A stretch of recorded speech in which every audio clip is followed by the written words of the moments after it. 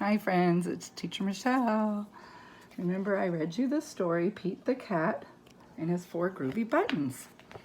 Well, now I have activities to go with that book.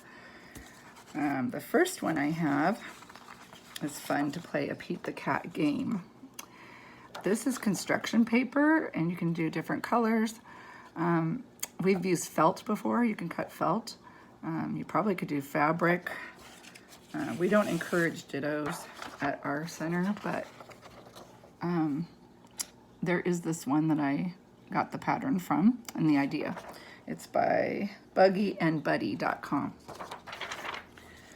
So you can have them decorated or color the shirt the way they want to, cut it out. Okay, so all the players have a shirt. And I had to find buttons. Every player has 10 buttons that they put on their shirt. Oh, and there happens to be a pin in here. Be safe. Okay, so you have your 10 buttons, and each player rolls a dice. They have these at Dollar Tree. They're nice foam dice. Or you can grab, if you don't have one, grab a dice out of an old game you have. So either way. So they roll the dice, and the 10 buttons are on your shirt, Pete the Cat shirt.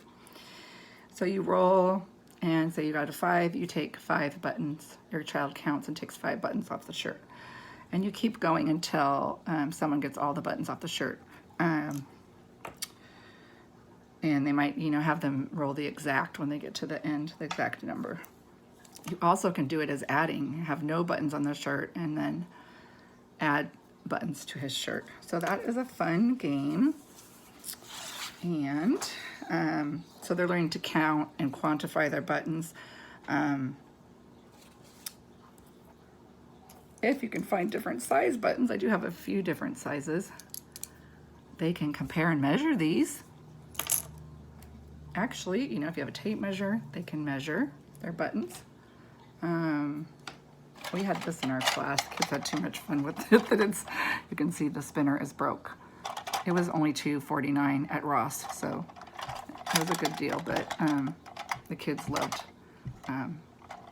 measuring how heavy things were, but they had a little too much fun. And then they would see the number, see if they recognize. Let's see. So that is the Pete the Cat game activity for math and counting. You also can take buttons or, little, you don't have to use buttons. You could use little gemstones or beads. These are really pretty. Happen to find these in my teacher stuff. Aren't they pretty? They look like kids love them, like little diamonds or something. Okay, so you could, and I'll show you. This is my egg carton math game. This is actually an 18 egg.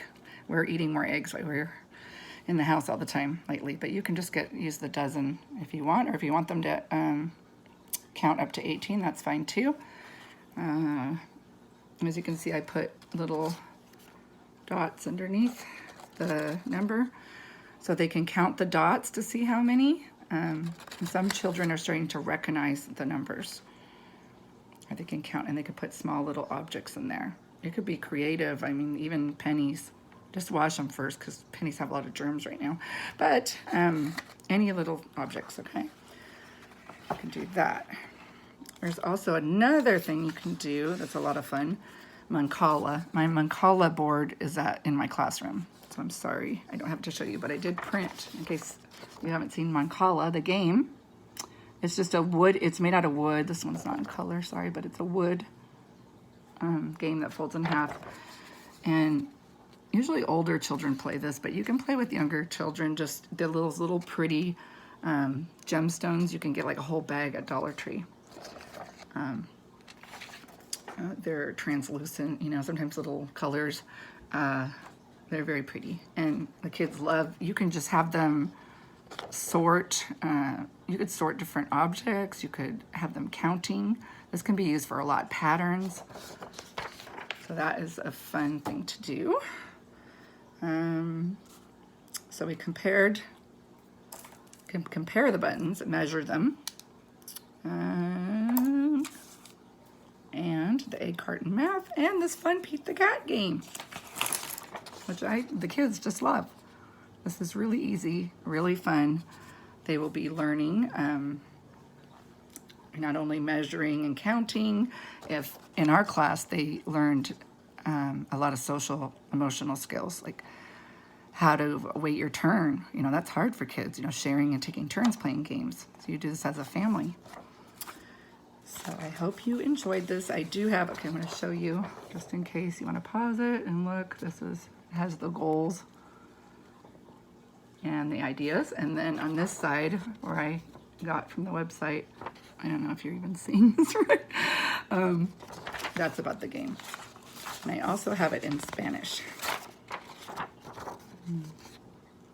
And the game in Spanish. Okay. I hope this gave you some ideas that you can do with Pete the Cat to further along, you know, the math with the literacy. And it's a good time to be playing games right now. Have fun. Bye.